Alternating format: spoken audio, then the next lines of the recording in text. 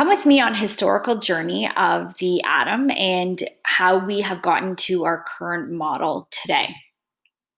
So, we have some very important philosophers and scientists that have contributed to our current view of the atom, and we're going to see how they have contributed to our current thinking.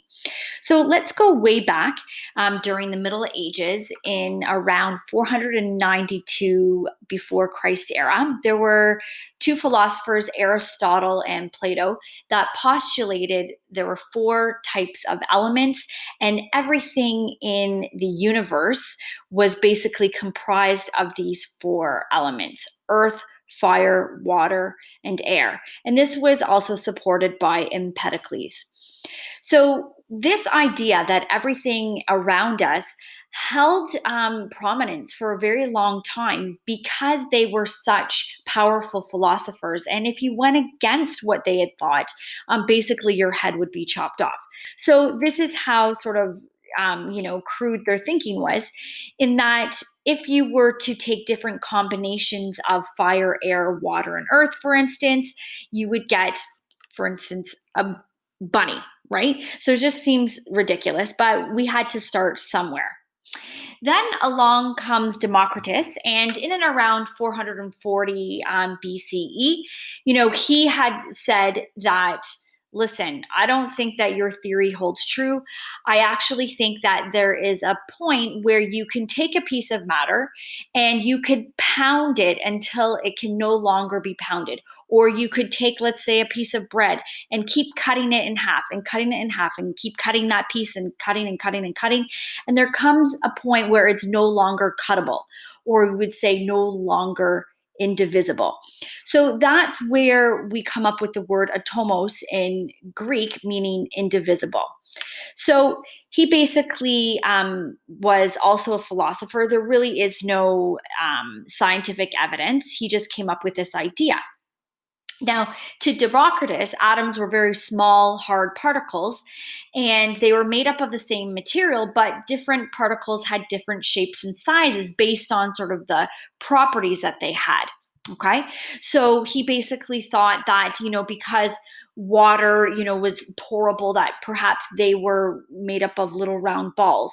And fire, had jagged little edges, and iron perhaps had little spikes because they were magnetic. So he had this idea that everything around us were made up of these sort of particles that comprised of different shapes and that they were indivisible. Then we come to Dalton in and around the early 1800s. Dalton is a British scientist, and he is really the first person to start to do some experimentation. So, a true scientist, if you would, not a philosopher that just had an idea. And he also had done some work alongside of some other very prominent scientists like Antoine Lavoisier. So he basically came up with 4 points of the atomic theory. His first point basically is the same as Democritus, in that atoms are the smallest building block of matter. They make up everything around us. Now, he also said that atoms cannot be created or destroyed, only rearranged differently. And you will have remembered in grade 10 doing an experiment where you would take your reactants, take the mass of the reactants prior to a reaction, then mix the reaction together, take the mass after the reaction, and you would see that the mass remained the same. Hence the law of conservation of mass. Matter cannot be created or destroyed. And again, that is based on the work with Antoine Lavoisier. He also said that atoms of the same element are identical, and they have the same properties such as mass and size, and atoms of different elements are not the same. So atoms of a piece of gold would all be the same, but atoms of that gold would not be the same as atoms of silver. Now, we do know that this has been revised a little bit with the discovery that there are isotopes. So atoms of a given element can differ in their mass due to the number of neutrons, but at the time we didn't know that. And he also said that atoms can combine to form different compounds. Okay, so they would sort of hook together, if you will. Dalton had pictured atoms and he thought that they were spheres. So they definitely weren't, um, the different shapes as Democritus had proposed. And so he also created this idea that these different elements existed, and he had symbols for each one of them. But his atom was just really a solid sphere, much like a billiard ball, but obviously on a much smaller level. And so we often refer to his model as the billiard ball model. And here are some of these symbols to represent Dalton's model. Then comes along Thomson, and he is best known for his cathode ray experimentation. And his model is also referred to as the plum pudding model, or the blueberry muffin model, or the chocolate chip model, and you'll see why. So let's first talk about this very important experimentation. He took this cathode ray tube, and this tube is really just a vacuum sealed tube, and basically he has electricity running through it, and there is a coating to detect how this electricity is moving through this vacuum chamber. And the coating, I believe, is a zinc oxide, so you can detect the passage of the electricity. Now, what he did was he would take this cathode ray tube, pass the electricity through it, and then he would apply a magnetic field. And the north side of the magnet is the negative pole. And he would notice that this beam of electricity would bend away, it would repel.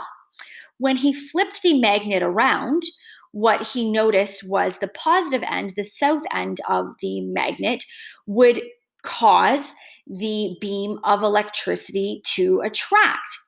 So the south pole being positive is attracting this beam.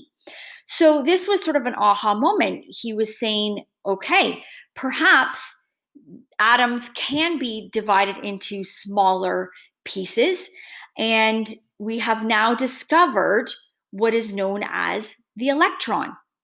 So he concluded that there are negative charges that come from within the atom, hence why the negative end of the electrode repelled the electrical particles, and why the positive end attracted. So there is a particle that is smaller than the atom, and this is where the first discovery of the first subatomic particle, the electron, was discovered. At the time, they referred to these negative particles as corpuscles, but today we refer to them as electrons. So his model, he proposed, was very much like this positive sphere, and sort of like the dough portion of the cookie was the positive part that was uniformly distributed throughout, and the chocolate chips would sort of represent the electrons that were scattered in and around. Okay, but overall, the atom was neutral because the negatives of the chocolate chips and the positive dough would sort of counterbalance. Okay, so most of the mass of the atom would be located where that positive portion was, and then these negative electrons sort of scattered throughout this sphere. Okay. Along comes Rutherford, and Rutherford, again, in and around the early 1900s, is doing some of his own work, unraveling some of the mysteries of the atom. And he has been able to sort of further our understanding of the atom through a very important gold foil experiment. So, with his gold foil experiment, what he did was he devised this sort of screen, this detector, and he would shoot alpha particles, so radioactive particles essentially, at this piece of gold foil, this very thin gold foil that would be made up of millions of gold foil atoms.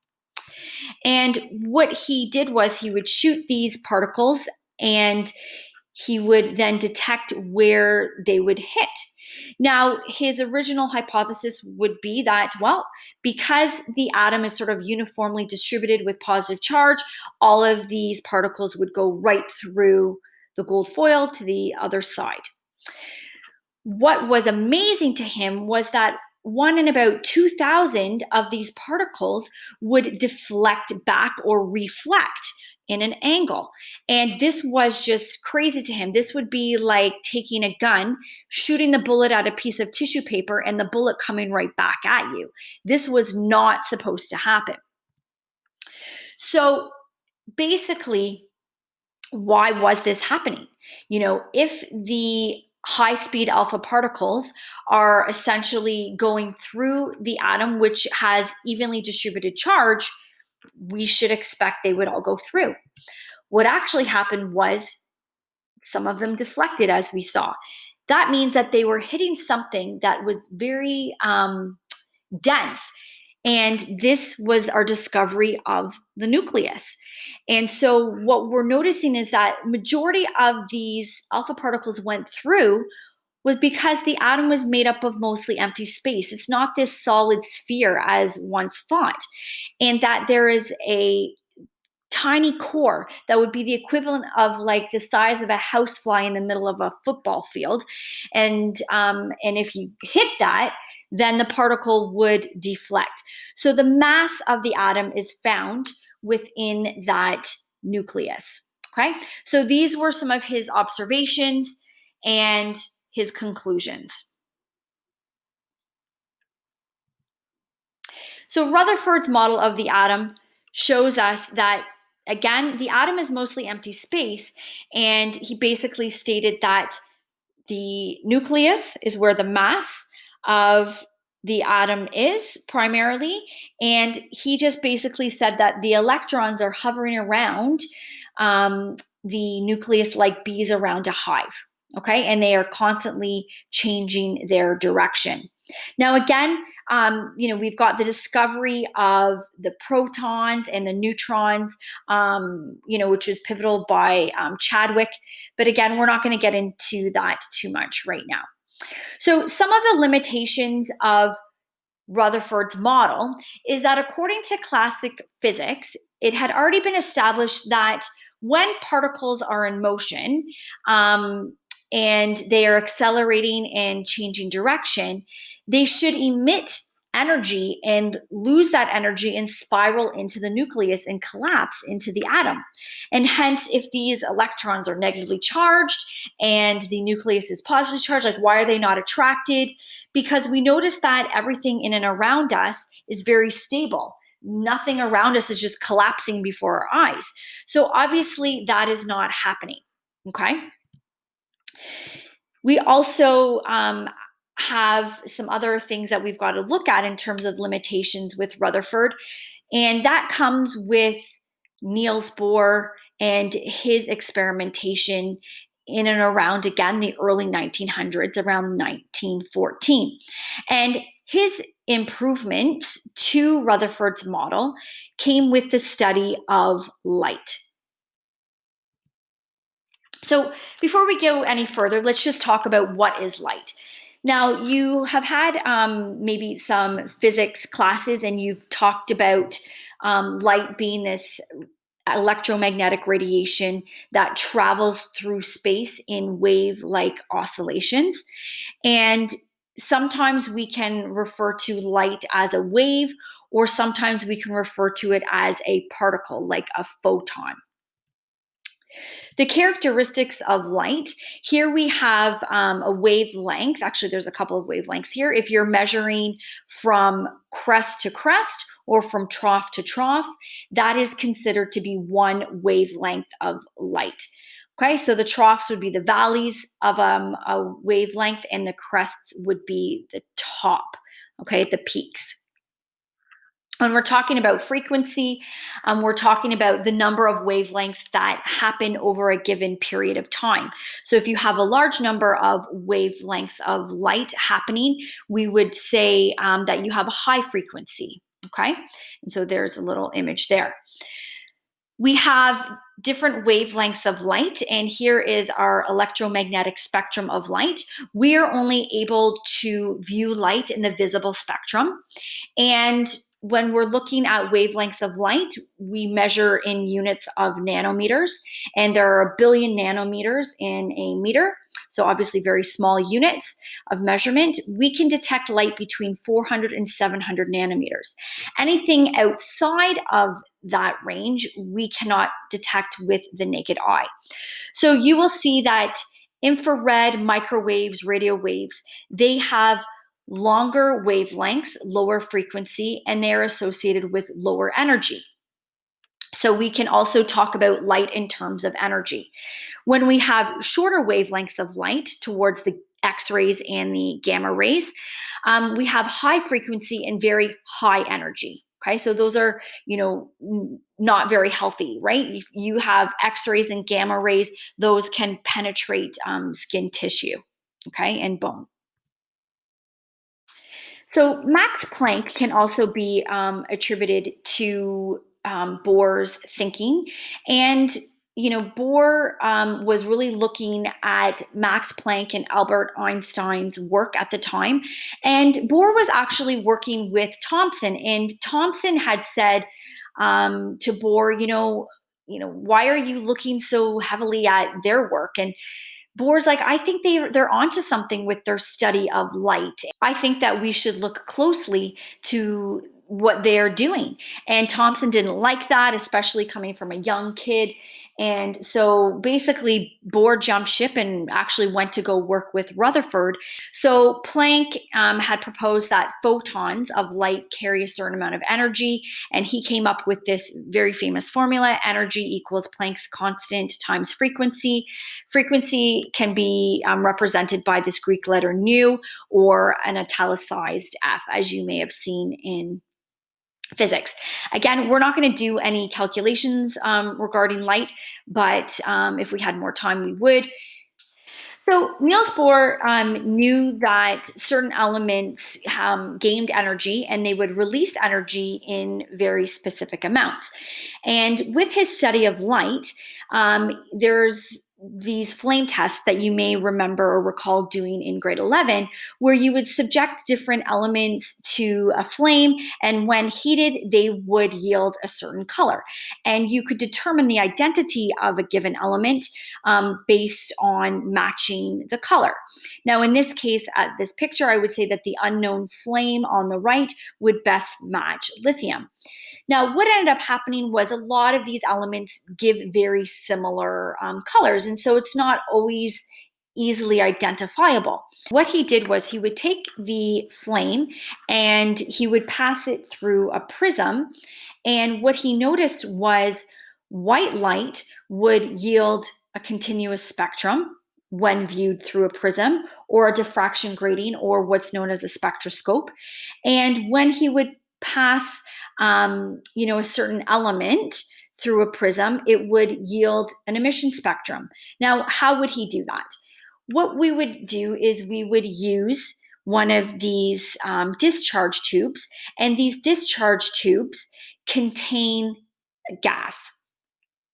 Now, let's take a look at how that happens. To place this diffraction grating in front of a camera and show you the view of this continuous source with a diffraction grating in place.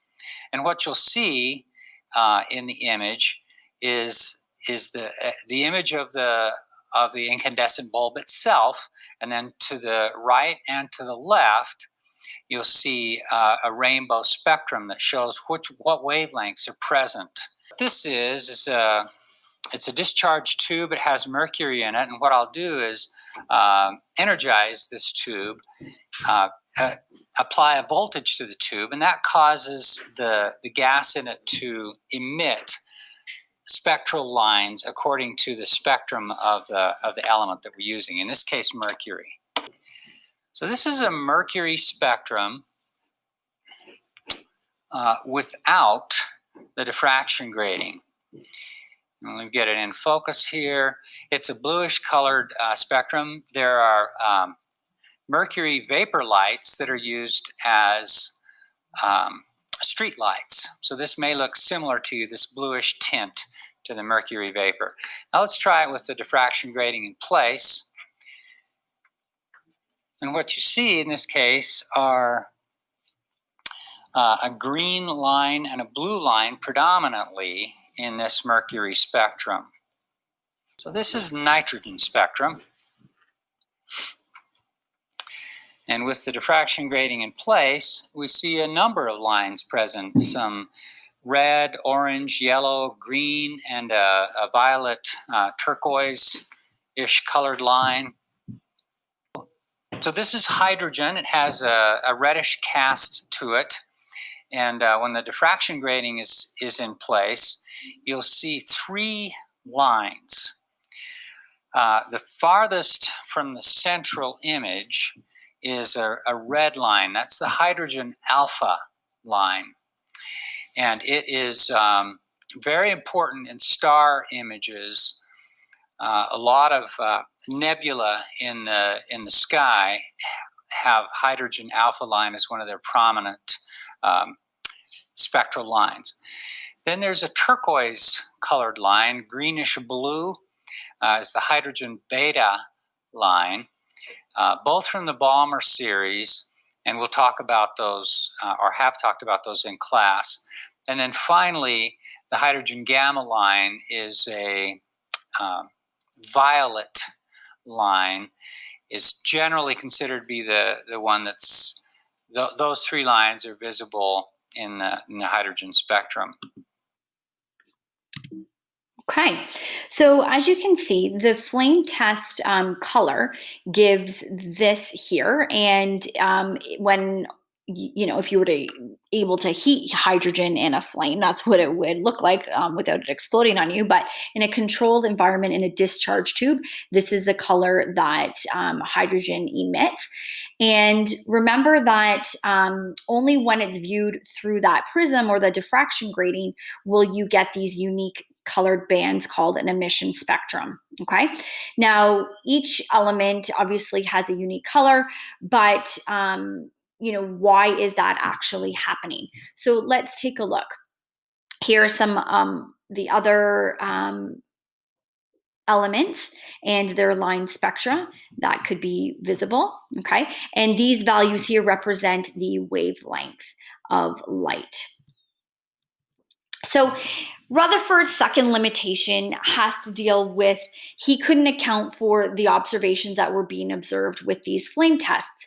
And if these electrons were just sort of hovering around like bees around a hive, and they were just free to orbit at any sort of distance, then what would happen is every element would yield a continuous spectrum of light. And that was not what happened. So we knew that these electrons were not just moving around wherever they felt like, okay, in terms of, like bees around a hive.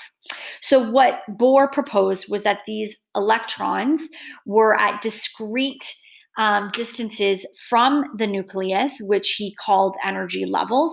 But these electrons were sort of moving around the nucleus like planets move around the sun.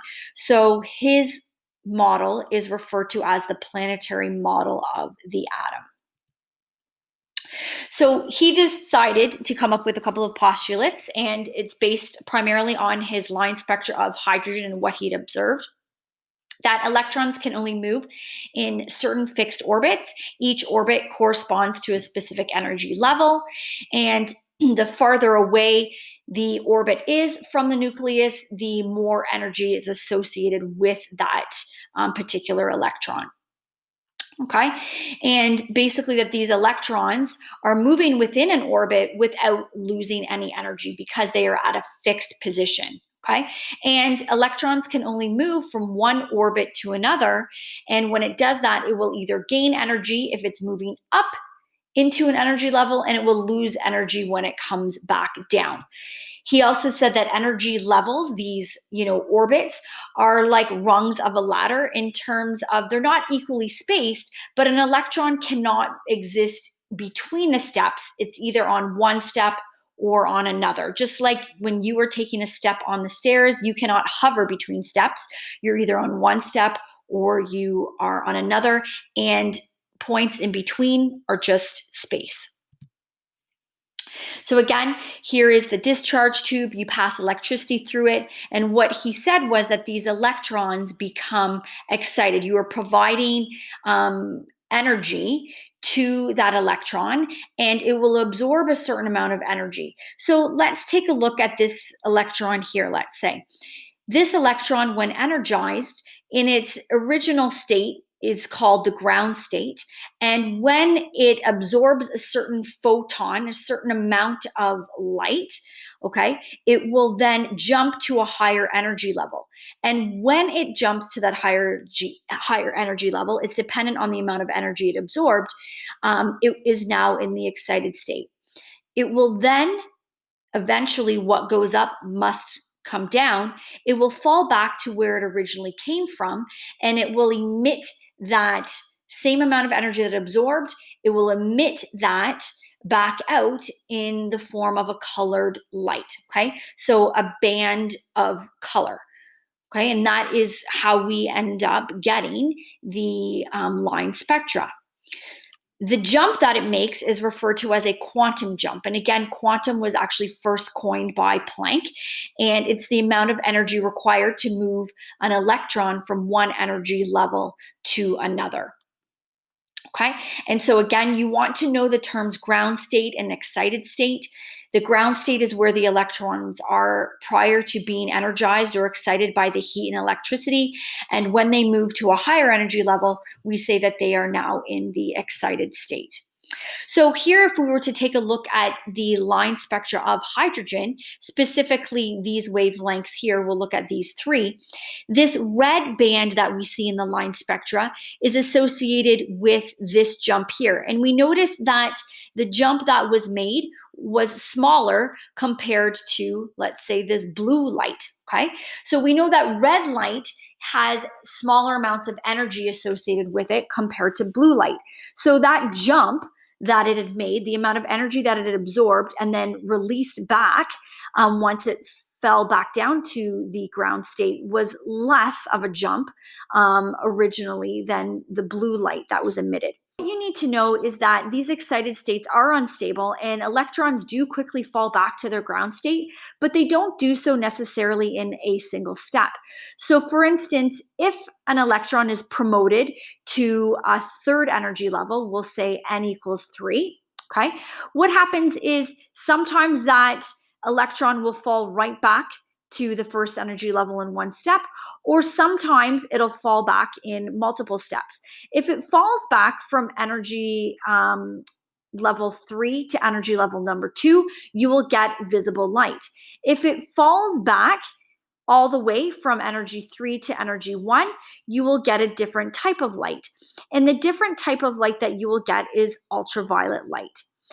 Any sort of energy that is emitted and it comes back to the third energy level from a higher energy level, you will get infrared light. So note that all of these jumps are happening, but we can only see the visible spectrum. So we can only see those bands of color. All of these other jumps are occurring in the ultraviolet range and the infrared range. We just can't see them. So any electron falling back to the second energy level is always visible light. Anything falling back to the first energy level, which would be like the first ring, is ultraviolet.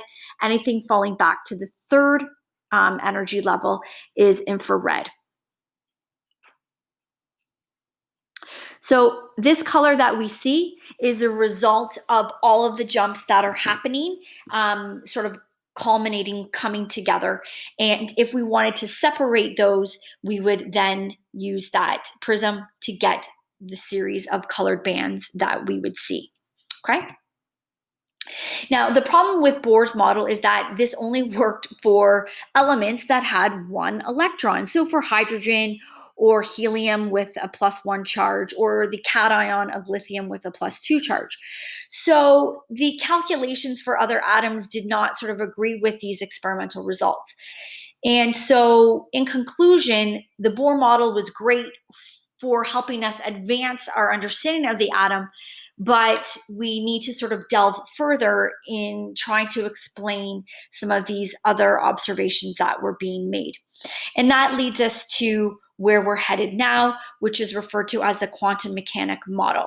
And this is our latest model that will really help us to explain where electrons are located.